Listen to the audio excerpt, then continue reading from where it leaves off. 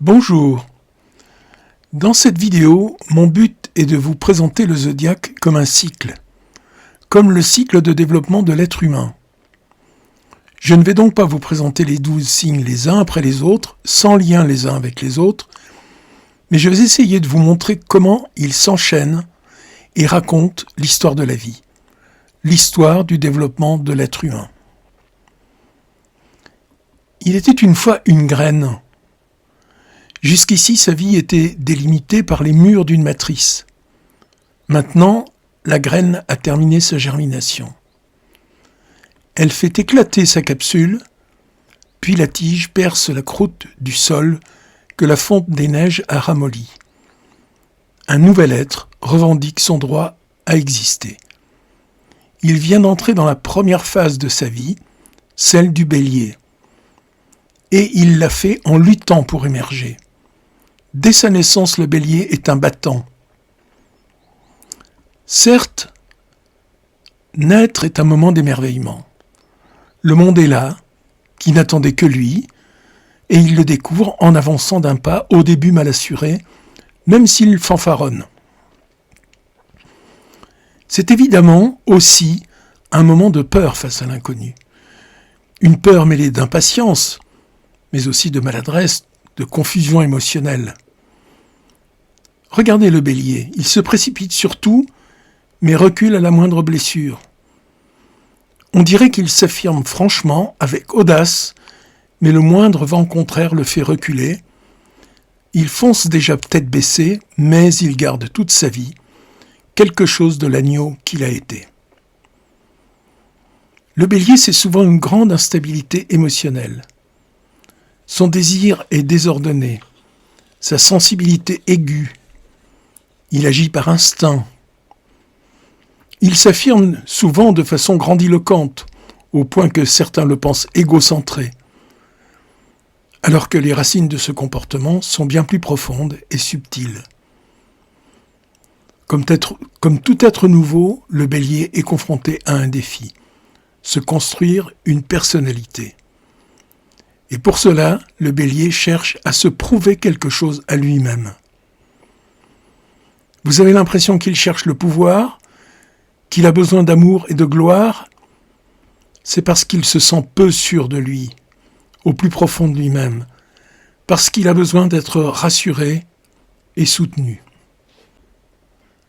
Son affectivité est vive, mais sa passion est éphémère. Le bélier aime aimer. Il aime son besoin d'amour plutôt qu'une personne en particulier. Car s'il a besoin d'amour, c'est fondamentalement parce qu'il a peur du monde et de la solitude. Il y a quelque chose de paradoxal chez le bélier. Il craint la solitude, mais il se méfie de toute union parce qu'elle réduit sa liberté. Or, il sait bien qu'il doit grandir. Il doit développer sa personnalité naissante. Il doit à tout prix éviter de rester immobile. Et que pour cela, il a besoin de liberté. Son instinct de pionnier est une peur déguisée de la routine et de l'emprise de la tradition. En fait, il ne peut pas s'empêcher d'avancer, d'essayer de comprendre aussi, de se comprendre. Mais attention, il ne se construit pas une conscience, mais une personnalité. Il n'est pas un penseur, mais un bâtisseur. Et il construit sa personnalité en laissant s'exprimer sa pulsion de vie. Ce qui l'intéresse avant tout, c'est l'acte de créer, pas ses créations. Pour cela, il a évidemment besoin de sentir en lui, le poussant à créer, toujours plus de puissance, toujours plus d'énergie, de vie. Le bélier garde peu pour lui. Il lui est donc difficile de s'approprier quoi que ce soit. Pourtant, quand il y parvient, il s'accroche à cette chose, pour un temps du moins, avec passion. Le bélier est donc toujours dans un état d'équilibre instable, tiraillé intérieurement entre les contraires. Il est agité, inquiet, nerveux. Son but semble toujours s'éloigner. Aussi continue-t-il inlassablement à agir. Il réussit ainsi à combler son vide intérieur par le stress de l'activité.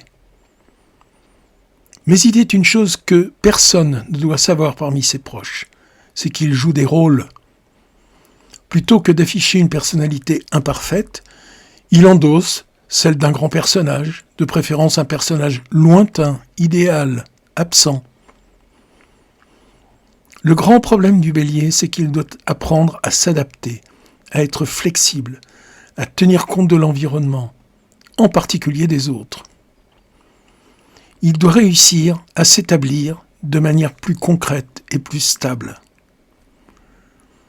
Alors, il comprend plusieurs choses. D'abord que son action doit produire des résultats par l'obstination dans l'effort. Ensuite, que seul un contact intime avec l'élémentaire peut donner naissance à des résultats concrets et stables. Et il devient donc Taureau. C'est la réaction qui suit l'action du Bélier. Après l'insécurité intérieure du Bélier, qui nourrit souvent une attitude de défi, le Taureau met l'accent sur la sécurité. Et cette sécurité passe par une connaissance pratique, une prise de conscience lucide de son environnement matériel à travers ses 5 sens. Le Taureau observe avant d'agir. Il organise. Chez le Taureau, l'énergie rencontre la résistance de la matière. Le Taureau doit rassembler cette énergie, lui donner un sens avant d'entrer en action. En Bélier, la vie se manifeste librement pour exprimer un ego, une individualité. Chez le Taureau, la force de l'habitude et surtout la force d'inertie se mêlent à cette effusion d'énergie. Le Bélier et le Taureau ont une chose en commun.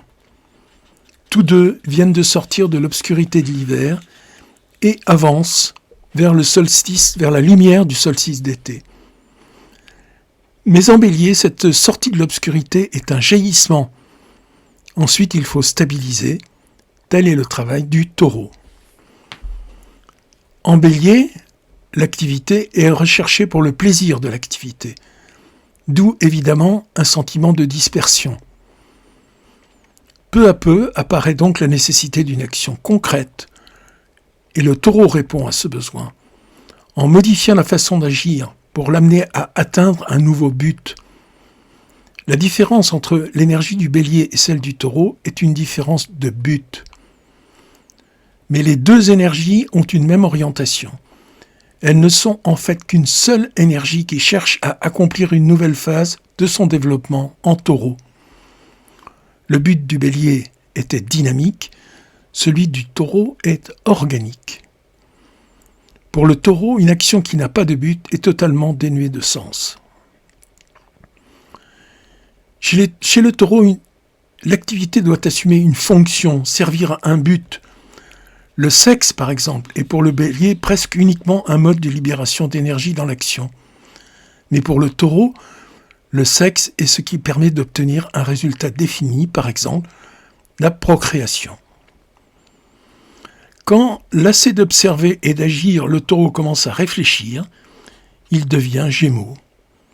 Alors débute la dernière phase de l'expérience du printemps. Nous avons d'abord vu avec le Bélier l'énergie se précipiter et bouillonner dans son impétuosité adolescente comme un torrent de montagne. Puis nous avons atteint en Taureau le niveau plus calme des plaines fécondées par le travail de l'homme. L'adolescent a rencontré ses premiers amours, il a appris à sentir son chemin et à s'établir en tant qu'entité individuelle parmi les siens. Il a appris à donner une expression un peu structurée aux forces ancestrales qui surgissent de la tradition. Il s'agit maintenant pour lui d'étendre sa capacité à établir de relations humaines. En fait, à établir toutes sortes de relations, dans son monde intérieur comme en dehors de lui-même. Le maître mot du Gémeaux, c'est le mot « relation ». Il met ses idées en relation les unes avec les autres, il entre en relation avec les autres, il aspire à étendre la sphère de son expérience, il veut rencontrer de nombreuses personnes nouvelles, se plonger dans des types de pensées nouveaux, expérimenter de nouvelles facettes de lui-même. Avec le Gémeaux, l'obscurité yin atteint son niveau le plus bas. Or, l'obscurité représente la puissance de la matrice familiale, des liens subtils avec le passé et avec les habitudes. Celle qu'incarnait le taureau, par exemple. Chez le Gémeaux, la lumière yang, victorieuse de l'obscurité, représente la volonté de s'affranchir de toutes les formes possibles d'asservissement au passé. Le Gémeaux nourrit donc une volonté d'indépendance. Mais c'est une indépendance qui est une réaction plus qu'une construction. C'est donc une liberté illusoire, acquise par opposition. Alors que la véritable liberté, la véritable libération, consiste à s'affranchir de ce qu'on a consciemment pris en considération, puis choisi de rejeter ou au contraire de conserver.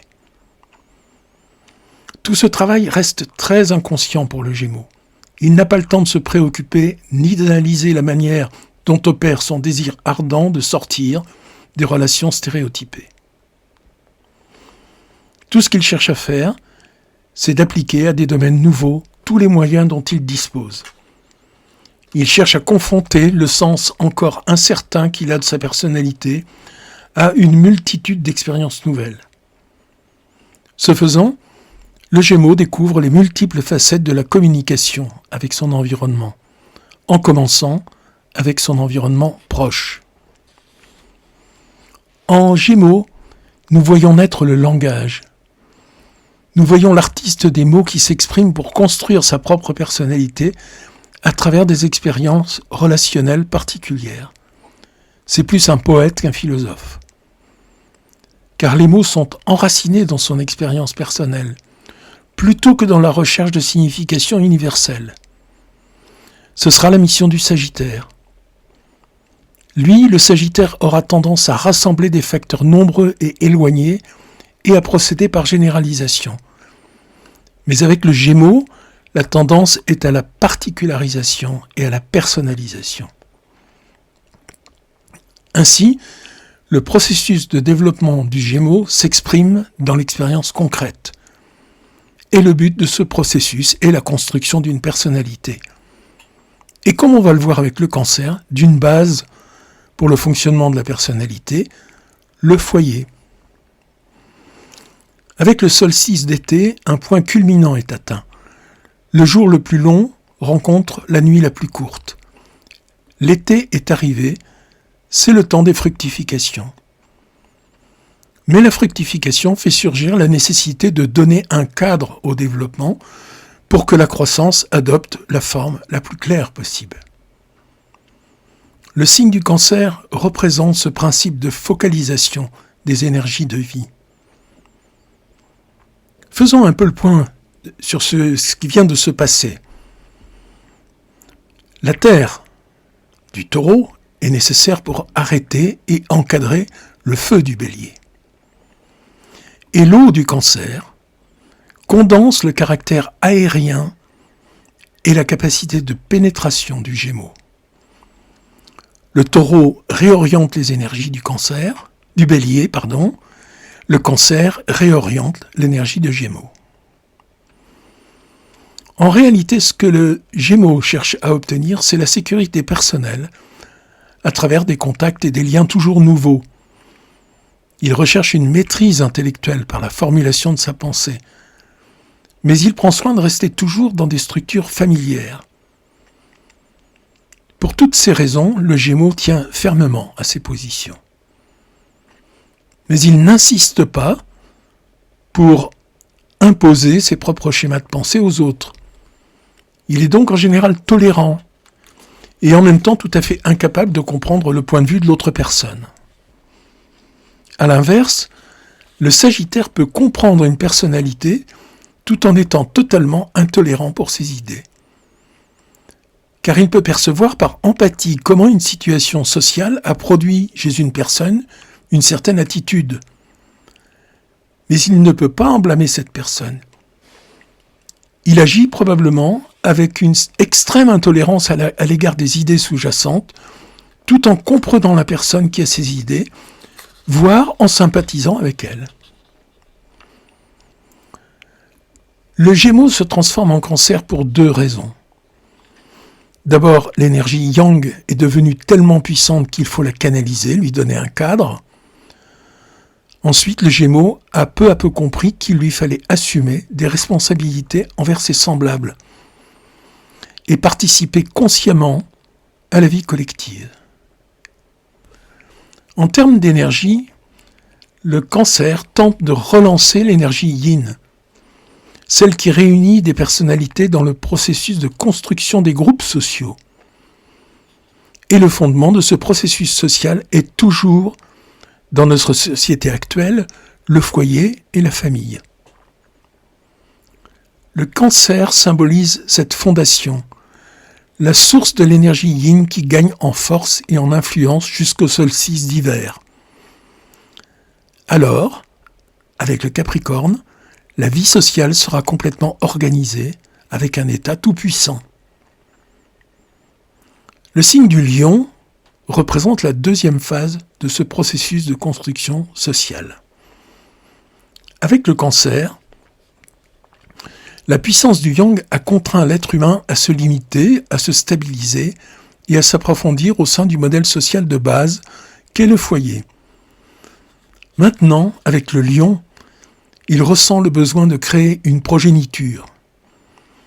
Il ne s'agit pas seulement, voire pas du tout, d'enfants biologiques, mais d'une activité qui soit sa propre création. C'est ainsi que l'envie, déjà ressentie par le Cancer d'assumer une responsabilité sociale, prend avec le Lion sa pleine dimension. Pour assumer cette responsabilité sociale, le Lion est appelé à prendre des risques, car il doit quitter le cocon familial construit par le Cancer et donc sortir de sa zone de confort. L'affirmation de soi du Lion, apparemment sûr de lui, s'accompagne de beaucoup de peur. Pour la première fois, l'individu entre dans le grand bain de la société et affronte son regard. C'est une situation inconfortable que celle du Lion. L'énergie Yin, encore hésitante et incertaine, oblige souvent l'individu à donner trop d'importance à ses propres projections émotionnelles. Après avoir trouvé une base solide dans son foyer et pris racine, l'individu est déstabilisé par ses responsabilités sociales. Maintenant, il doit jouer un rôle dans la société. Il doit produire quelque chose. Il en a une conscience aiguë, même si elle n'est pas claire. Il doit donc se surpasser. Il assume ses responsabilités et il le fait en étant, ou en paraissant être, plein de lui-même, sûr de lui, radieux. Mais il n'a pas encore l'habitude d'agir. Son esprit d'aventure le conduit souvent à faire des erreurs, à connaître des échecs, à subir les conséquences d'un excès d'assurance, alors sa fierté est blessée. Ainsi, l'exercice des responsabilités sociales peut laisser des traces profondes. L'activité créatrice, le travail et les plaisirs excessifs peuvent poser de sérieux problèmes. En bref, tout n'est pas rose. Que peut-on y faire ? Des questions sans fin surgissent dans l'esprit confus du Lion. Qui peut donner des réponses adéquates ? Il faut pourtant continuer à travailler, à créer. C'est l'essence même de la vie sociale. Mais comment continuer alors que la force et la foi disparaissent ? Qui peut enseigner la technique de l'activité dans l'aisance, du travail sans effort ? Peu à peu, pour répondre aux questions qu'il se pose, le Lion entre dans une phase nouvelle de son développement, celle de la Vierge. C'est le développement de la conscience qui commence. Et elle commence par un point d'interrogation, comment faire ? Elle peut se terminer par une véritable illumination à l'équinoxe d'automne. Quand la balance entre en jeu, quand l'individu comprend mieux le sens de son engagement social, la nature de l'énergie Yin. C'est en substance la question que l'homme pose éternellement au Sphinx. Une tradition bien établie veut que le point du zodiaque qui termine le signe du lion et commence celui de la Vierge porte le symbole du Sphinx. Cette créature mythique a le corps d'un lion et la tête d'une Vierge. C'est en effet le point de rencontre du lion et de la Vierge. Elle symbolise la réponse à l'éternelle interrogation que nous venons d'énoncer. Cette réponse concerne l'usure produite par l'activité impulsive et stressante, et les gestes dramatiques du lion. La réponse peut être résumée en un mot, technique. Une technique est une méthode basée sur des principes fondamentaux dont l'application permet à un homme d'accomplir son travail avec aisance, avec un minimum de fatigue, de gaspillage ou d'efforts destructeurs. C'est la réponse aux interrogations du lion face aux conséquences de ses attitudes et de ses comportements. Le lion doit donc apprendre une technique au lieu d'improviser. Et s'il veut apprendre le secret d'une performance fluide, facile et efficace, il doit devenir un apprenti. Devenant vierge, il acquiert l'objectivité par rapport à ses propres façons de se comporter. Il les analyse avec lucidité et honnêteté. Il est honnête dans l'évaluation de sa performance. Il apprend à critiquer sans passion et sans préjugés. Il apprend à faire preuve de discernement. Pour cela, il doit être pur. Comme on dit de l'eau qu'elle est pure, sans sédiments, sans saleté. H2O. Pour la Vierge, être pure, c'est être ce qu'elle est par nature, conformément à sa destinée individuelle. Mais comme l'être humain, depuis qu'il est né Bélier, accumule toutes sortes de substances étrangères à sa véritable nature individuelle, son caractère finit par contenir des impuretés qui détruisent la fluidité de sa vie. La technique que la Vierge montre au lion, c'est comment éliminer toutes les impuretés qui conduisent au gaspillage de la puissance, avec méticulosité, avec précision, jusqu'à la perfection. Pour acquérir la maîtrise et le contrôle de soi, l'être humain doit redevenir une vierge. Il faut oublier le passé, abandonner ses illusions. Notre voyage symbolique le long de la voie du zodiaque nous a donc conduit devant la discipline à apprendre pendant la période de la Vierge. Une discipline parfois ombrageuse. La Vierge peut être dure avec elle-même, autocritique et exigeante, et aussi avec les autres, ce qui peut lui poser quelques problèmes. Avec la balance, l'affirmation de soi du lion et l'autocritique de la Vierge sont réconciliées et dépassées. L'être humain sent maintenant que c'est en se tournant vers les autres qu'il peut continuer à évoluer. Le projet n'est pas de disparaître dans le groupe, d'y abandonner sa propre personnalité, mais de participer consciemment à cet organisme global qu'est l'humanité. La Vierge a fini de préparer l'être humain à travers les réussites et les échecs des 6 premières étapes à entrer consciemment et authentiquement en relation avec les autres. L'équinoxe d'automne marque une volonté nouvelle chez l'être humain. Faire passer la coopération avec autrui avant la domination de l'ego et l'égocentrisme émotionnel. Et tel va être le cheminement de la deuxième partie du zodiaque qui commence avec la balance. De nouvelles énergies sont éveillées. Les murs de la forteresse de l'ego sont fissurés, voire brisés. La vie intérieure doit pouvoir se combiner librement avec celle des compagnons, c'est-à-dire ceux qui mangent le même pain. Les 3 phases de l'évolution de l'être humain qui vont de l'équinoxe d'automne au solstice d'hiver, c'est-à-dire la balance, le scorpion et le sagittaire, correspondent assez bien à celles que symbolisent le bélier, le taureau et les gémeaux. Mais il ne s'agit plus maintenant de la construction de la personnalité, mais d'une intégration active dans la société. Le but est de rendre plus vivante la réalité de la vie en commun dans une atmosphère de stabilité et d'harmonie. Telle est la quête de la balance. De la vie en commun émergeront progressivement l'énergie née des sentiments et des réalisations communes, c'est le Scorpion, et la vision née d'une pensée ouverte sur le monde, c'est le Sagittaire. Pour aboutir finalement à l'organisme social achevé, l'état structuré, et c'est le Capricorne. La Balance est un signe cardinal.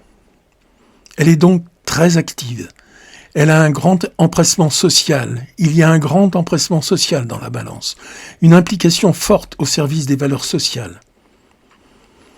La Balance peut finir par devenir dépendante de ces valeurs. Il ne s'agit pas de la dépendance du lion vis-à-vis de la célébrité, qui était née d'un sentiment d'insécurité face au collectif et qui se transformait en bravade. Non, mais le natif de la Balance peut avoir tendance à exagérer l'importance des facteurs sociaux, faisant tout son possible pour prouver la réalité de son engagement social. Car le besoin de socialiser hante la Balance, comme le besoin de se construire hantait le Bélier.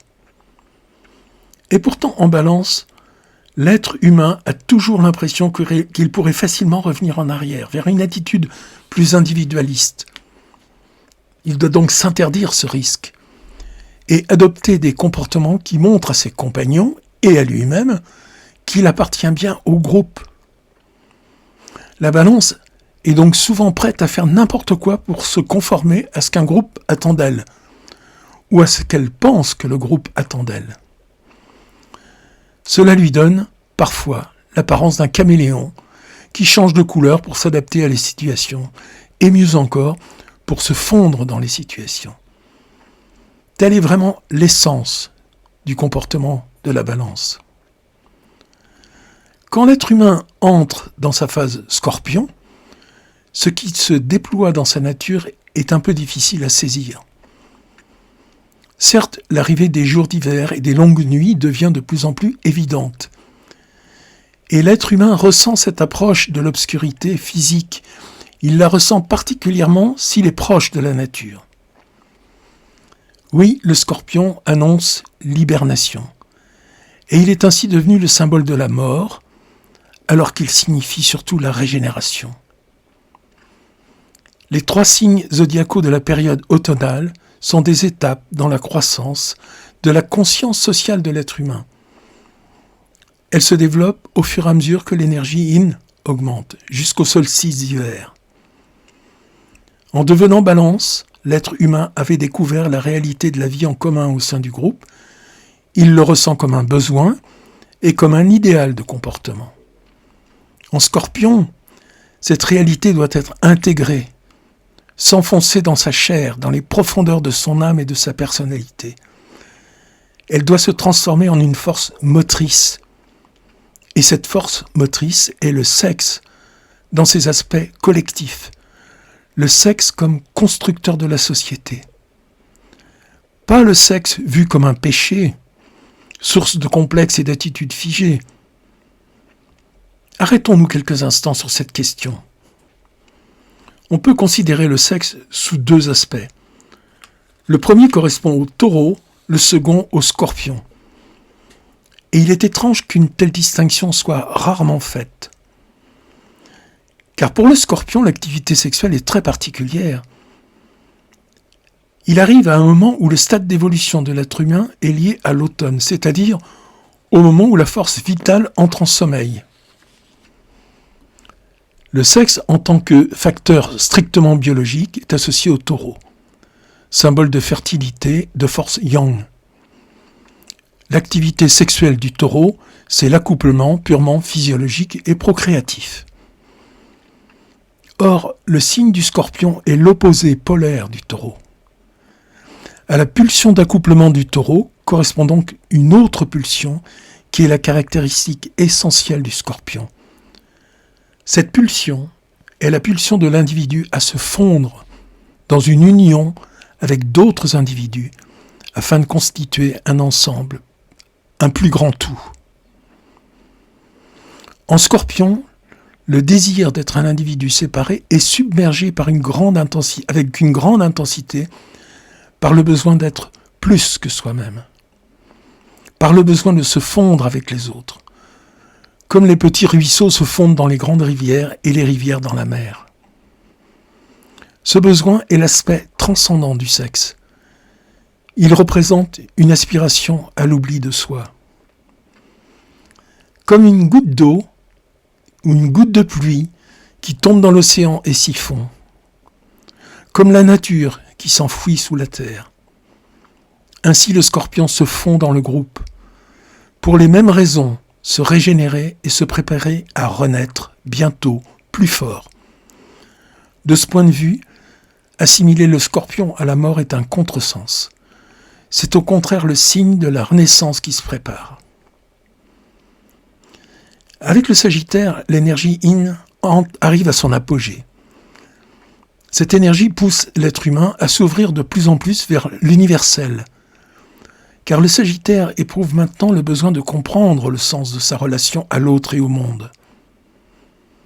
C'est donc l'âge des grandes aventures dans les vastes domaines inexplorés de la religion et de la philosophie, de l'abstraction et de la métaphysique.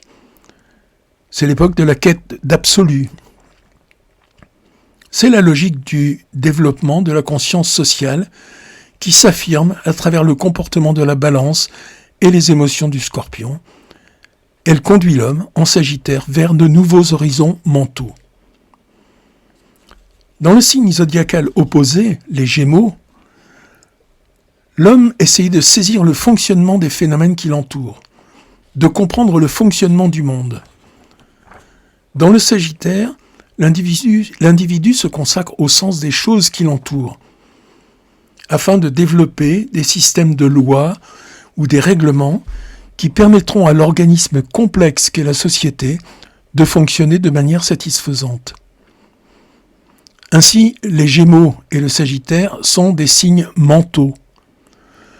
Le mental, en tant que stade final de l'ascension de l'énergie Yang en Gémeaux ou de l'énergie Yin en Sagittaire, est un bâtisseur. Il synthétise, étend et amène à leur point culminant et à leur rayonnement maximal les énergies des marées zodiacales. En Sagittaire, l'être humain cherche à mettre de l'ordre dans ce qu'il a vécu avec une grande profondeur de sentiment en Scorpion. Le moment du solstice d'hiver est arrivé, ouvrant les portes du Capricorne. Les longues nuits d'hiver font penser que tout s'arrête. Et pourtant, la vie surgit une fois de plus quand le soleil sort de son déclin. La force Yin est victorieuse, mais la force Yang recommence son ascension, à travers l'hiver et le printemps. Elle naît au solstice d'hiver et à partir de ce jour, elle augmente aux dépens de l'énergie Yin qui commence alors à décliner. L'énergie Yin pousse l'individu à rechercher une identification toujours plus profonde avec des collectivités toujours plus grandes. Et l'être humain en vient à se sentir enfermé dans des schémas rigides issus du passé. La pression sociale règne en maître.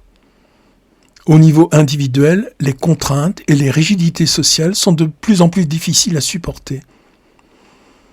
En Capricorne, le pouvoir individuel cherche sa voie, se débat sous le poids de la pression sociale. Il se nourrit au réservoir d'énergie insondable qu'on appelle l'inconscient collectif. Il cherche sa place dans l'ordre social. Il cherche à identifier son rôle. La Balance l'avait vu médiateur, le Scorpion l'avait initié au mystère du monde, le Sagittaire avait fait de lui un philosophe.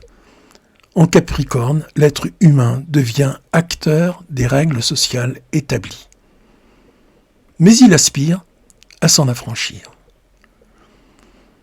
Avec le Verseau, nous atteignons le dernier des signes fixes, les signes par lesquels est libéré le pouvoir des signes cardinaux qui les précèdent. Quelques mots sur l'articulation des signes cardinaux et des signes fixes. Lorsque le signe cardinal fait preuve d'un dynamisme ou d'une instabilité intense, Le signe fixe qui lui succède doit en quelque sorte calmer cette activité et la limiter. Lorsque le Capricorne manifeste un intérêt puissant et exclusif pour une forme particulière de société, le pouvoir exprimé par le Verseau qui suit se manifeste comme une entrave à la toute-puissance du Capricorne. Comment se manifeste cette volonté du signe fixe de détruire ou de transcender l'énergie du signe fixe ? En Capricorne, l'être humain était un politicien, un automate social ou un ermite en quête d'une nouvelle vision. En Verseau, il peut devenir un rebelle ou un véritable réformateur, un grincheux qui s'obstine à colporter son projet personnel d'amélioration sociale, ou le dévot d'une nouvelle religion qui peut inspirer de vastes groupes d'hommes. Il est l'homme social, qui essaie passionnément de cesser d'être un simple pion dans la société et qui refuse la servitude de la tradition. Il est l'homme de parti, il est le fanatique, il est aussi celui qui fonde un ordre social par son génie inventif. Celui qui libère son peuple de la servitude et renouvelle la civilisation sans en détruire la structure de base. La dernière étape du voyage zodiacal du Soleil est atteinte dans les Poissons. L'énergie Yang, qui se renforce constamment, se prépare à équilibrer et à vaincre l'énergie Yin qui décline. Les Poissons sont une ère de tempête et de désintégration totale, parce qu'on est arrivé au bout d'un processus et qu'il faut repartir sur des bases nouvelles, parce qu'il faut partir à la découverte de nouveaux mondes, parce qu'il faut détruire ou étouffer ce qui résiste obstinément au changement. C'est pour l'être humain un moment de repolarisation souvent brutale et violente, de purge et de nettoyage, de jeûne, de mort de toutes les structures établies. Dans le signe opposé, la Vierge, l'être humain ayant fièrement libéré dans le lion les énergies de sa personnalité, est confronté aux résultats de ces libérations. Il commence à avoir une nouvelle perspective sur les relations humaines. Il apprend à servir, à être patient, à écouter, à méditer et à critiquer les impulsions les plus fondamentales de sa personnalité. Avec les Poissons, les vents du destin sont tournés vers le point opposé de la boussole. Ici, c'est l'homme social qui doit apprendre à renoncer à sa confiance confortable dans la structure de la société. Il doit apprendre à rester seul et à se fier uniquement à sa propre voix intérieure. L'être humain doit être prêt à solder ses comptes et à faire face à l'inconnu, à retourner dans le ventre de la nature, laissant derrière lui les beaux mirages de la vie civilisée du Verseau, à vivre dans le désert d'un royaume plus grand, à faire de longs voyages vers un nouveau monde. Il doit renoncer à ses idéaux et à ses possessions. Il doit trancher avec tout ce qui a prospéré pendant la période du Verseau. Il doit apprendre cet état caché où il n'y a que silence et néant. Cet état que Maître Eckhart définissait par « ne rien avoir, ne rien savoir, ne rien vouloir ». Transcendance, dépassement, percer à travers les illusions et les fausses sécurités, rupture des liens sociaux, embarquement pour la grande aventure avec confiance et simplicité, toutes ces choses s'apprennent en Poisson. L'être humain est ici face à lui-même. Il peut refuser cette confrontation, il peut s'accrocher à des habitudes décadentes, il peut gémir éternellement devant les murs des lamentations fournies par les religions mourantes, mais alors il sera laminé. Le moment est venu pour l'être humain de se tenir nu devant son maître intérieur, c'est-à-dire devant son destin. Faisons silence, laissons le calme s'installer et guettons le craquement qui va nous dire que la graine vient de briser sa capsule et que le cycle va recommencer.